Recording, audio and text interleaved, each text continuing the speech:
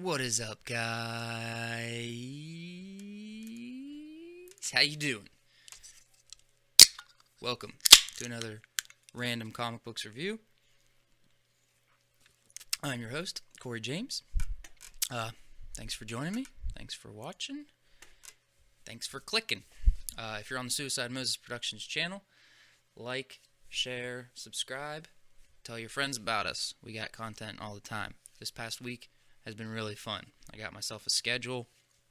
This year I told myself I was going to stick to it, and this was the first week that I played it all out. We have the random comic books review on Sunday. We have the bands you may not know on Tuesday. The Strange Planet podcast on Wednesday, and the Let's Draw on Friday. So it's a nice week of content. I'm having a lot of fun doing it, trying to keep myself making them and doing this stuff.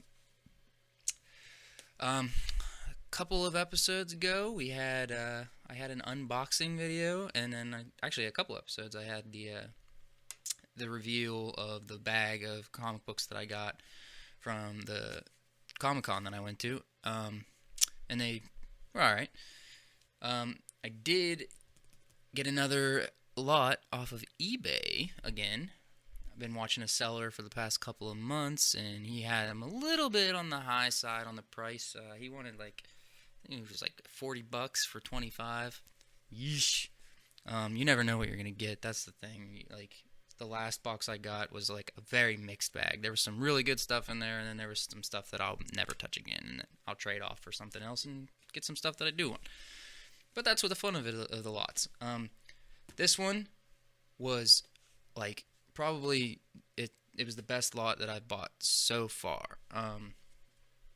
They only had one. I did already open it. Sorry. I spoiled and took all the excitement out of the unveiling of the opening, but I'm still going to show them to you. I have them separated into categories here that I'm going to show them to you.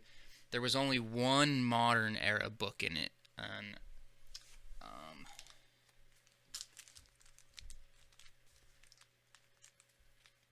it was not good. Books down. Falling apart.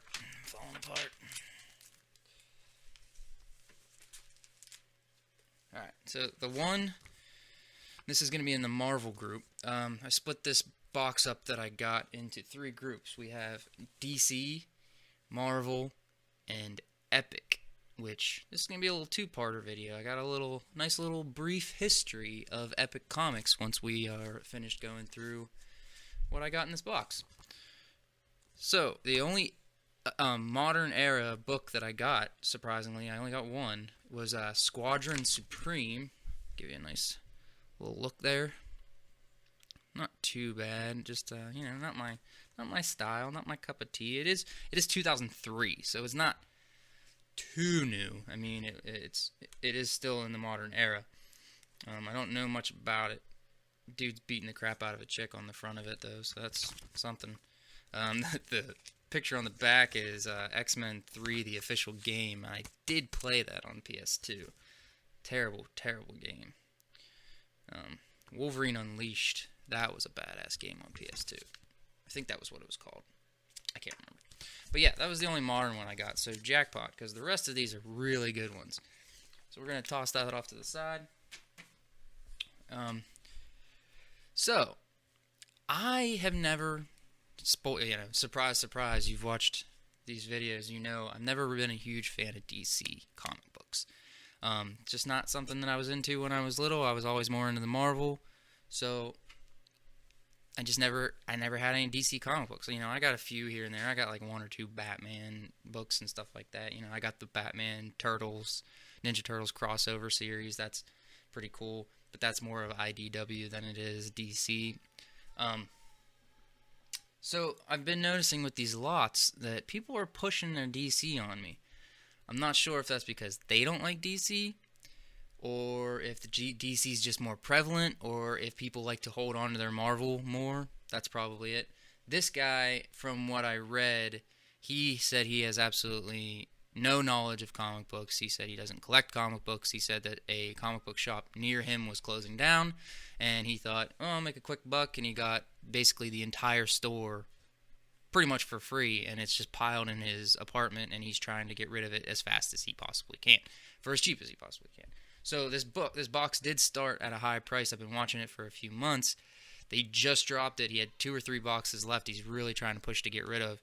He dropped the price to $10 and paid shipping. So, cha-ching, I bought it.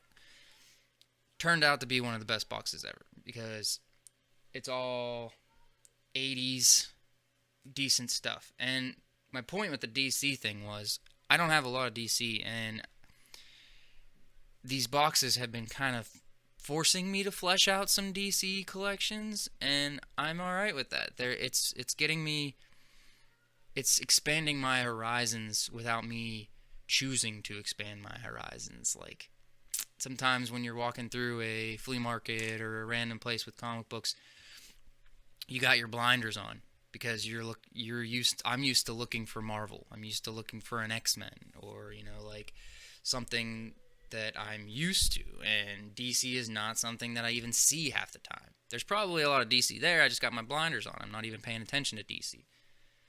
So, that said, we're going to start on the DC portion of the box. Let's see what the dude sent me. He sent me, it seems like he really actually went through and picked out, because he didn't just send one of this and one of that. He actually sent me a few issues of each storyline. He sent me 5 of the New Teen Titans. We got a New Teen Titans number 8, and that is, what is that, 80, I think it's 85. So we got issue number 8. Pretty cool. And then I was like, oh, yeah, that's cool, because I never had any of the New Teen Titans. And then I'm like, oh, boom! He sent me issue number 10. Pretty sweet. And then I'm like, dang, he's just fleshing out a whole freaking storyline here for me. He sent me number 15 of the New Teen Titans. A little fuzzy. I didn't get time to focus my camera, sorry. And then we got issue number 16. And to top it off, I love this cover. Issue number 24. Love it. I love that cover. Such a cool cover. That one popped out at me instantly. So, there's a instant startup kit to a storyline, to a series that I would have never been looking for and never probably bought. Awesome. I'm pumped. I'm going to try to grab the issues in between these issues now. I'll actually keep my eyes open, and then I'll have a decent storyline to start reading to get a little glimpse into what the whole New Teen Titans was about. It's funny that it's the New Teen Titans, because it was right around the mid-'80s when they were revamping everything. And you think of new, you're like, oh, the New Teen Titans, they probably just did one in the New 52. They probably did a Teen Titans. So it's the actual new. But this was the new stuff in the 80s. So awesome. But that wasn't all of the DC. We got some Captain Adams.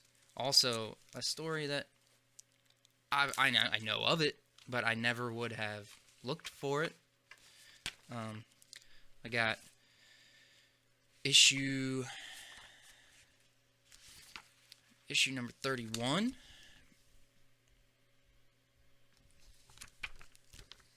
Pretty sick. July 89.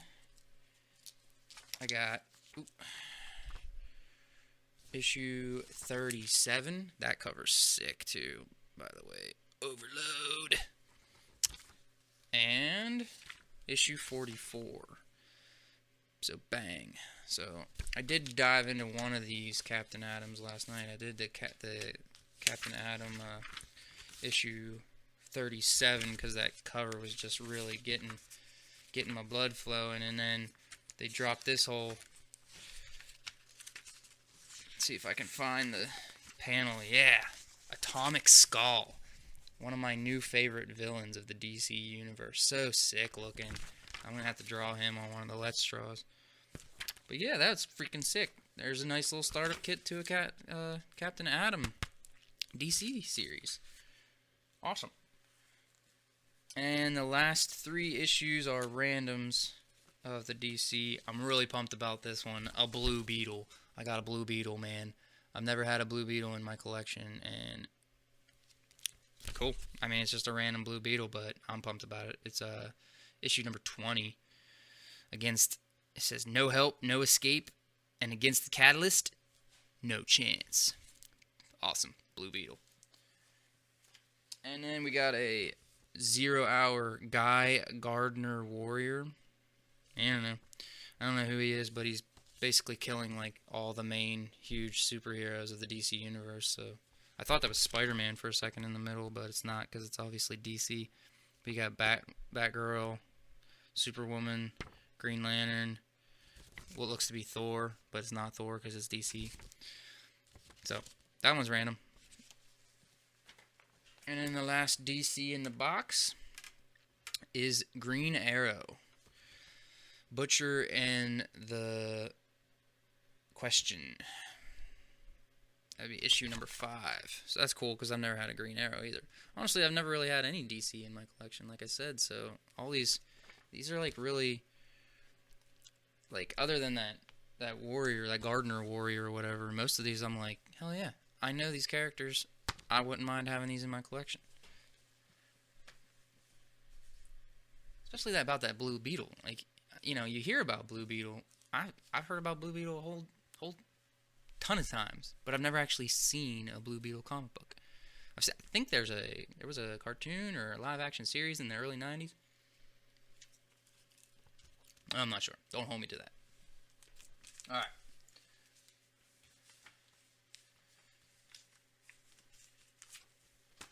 Alright, so we're going to move on here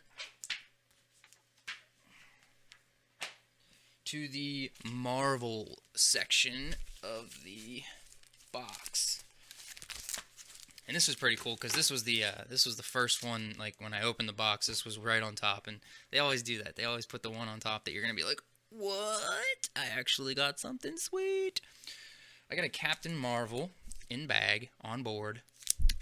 Captain Marvel, 3rd issue, 1996.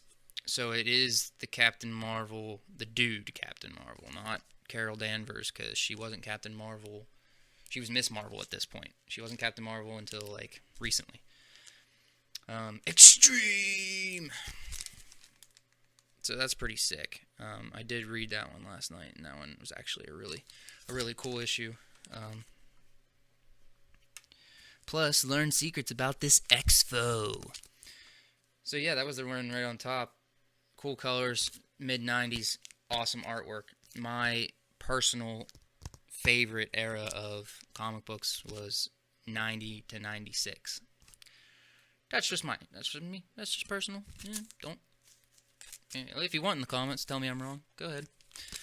Awesome. So that kicks off the Marvel in a big way. I like that it says right here, it's made by Marvel Universe, not Marvel Comics. I haven't looked that up. I wonder if that has any significance to it. Because that's kind of why we're going to talk about Epic. Alright. We're going...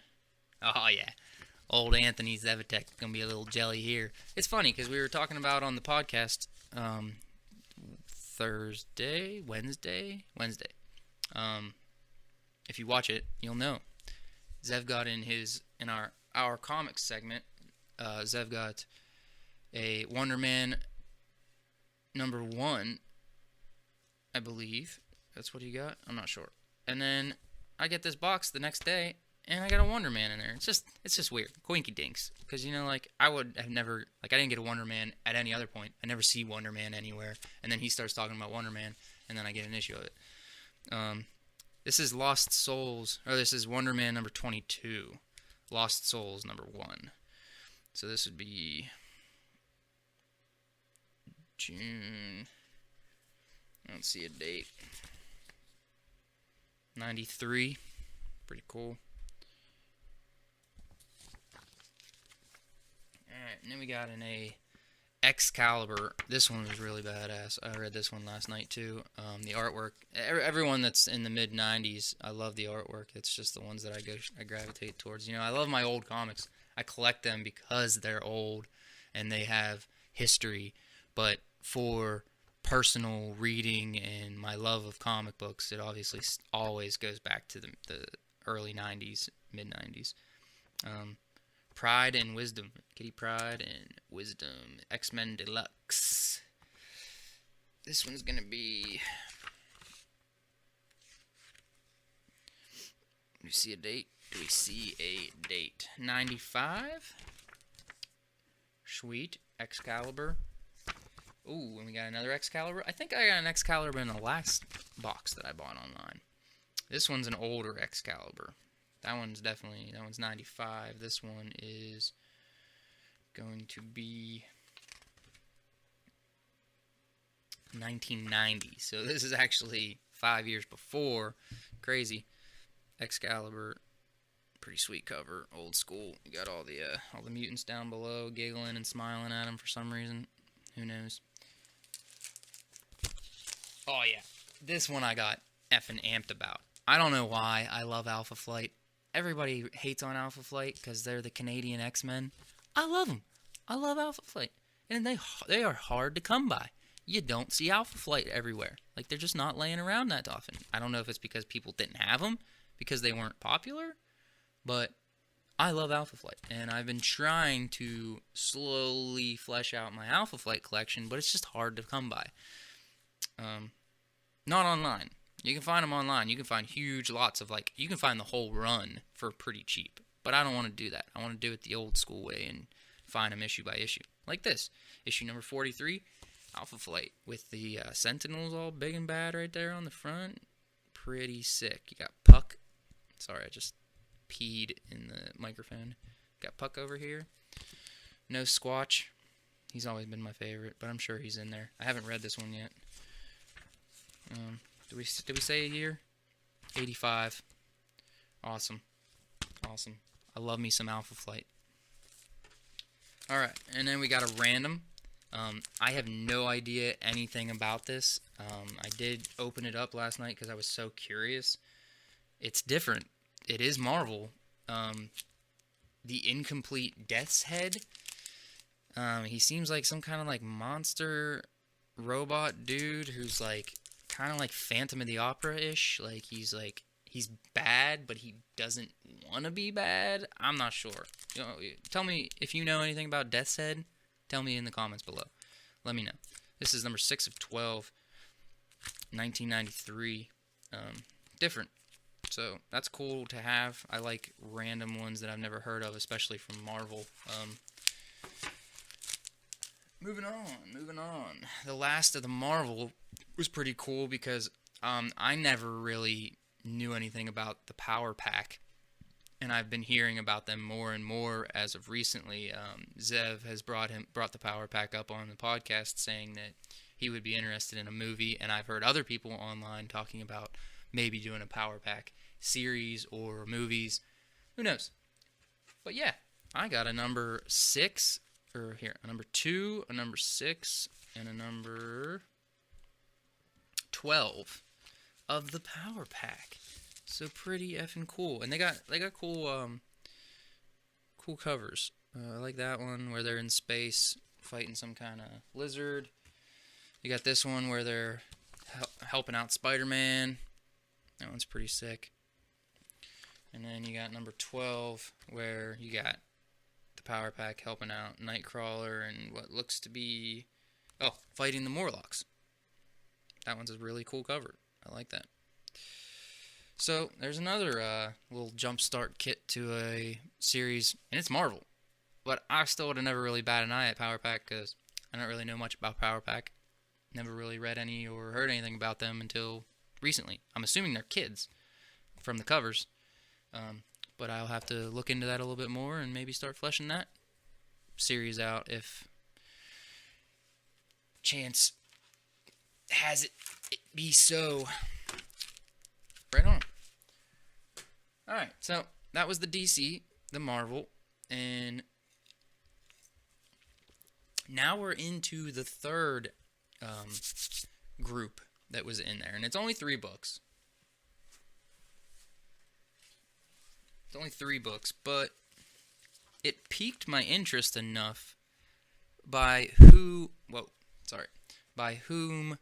the editor, the publisher was. It wasn't Marvel, it wasn't DC, it was Epic. And when I saw that, it feels like a publisher that you've heard of, but then I thought about it, I was like, I don't know if I've ever actually heard of Epic Comics. So I looked into them a good bit.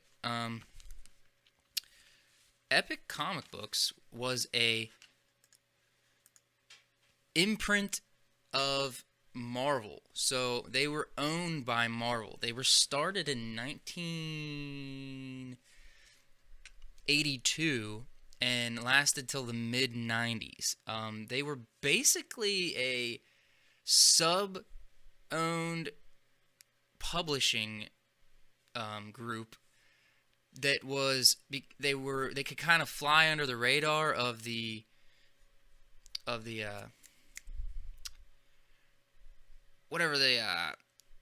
Comics Code Authority. The Comics Code Authority who would make sure that you couldn't put adult content in your kid-friendly comic books.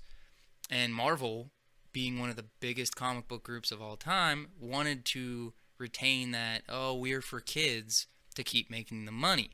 But they also, they know that adults read comic books too. There's that group of people that you could be making money off of, but how do we do that? So they started Epic Comics, where they could keep under the radar of the Comics Code Authority and not get a rating, so they could do adult-oriented books, like some serious adult stuff here. It's pretty interesting to think about. Like, this is Marvel, but it's not Marvel. I mean, it is Marvel, but they didn't want you to know that it was Marvel, so that's pretty cool. They did only last till 1994 when they were shut down, and then interesting enough, Marvel brought them back in 2003 with 2 goals: to scout for new creator-owned projects and to offer new talent a chance to work on lesser-known Marvel properties.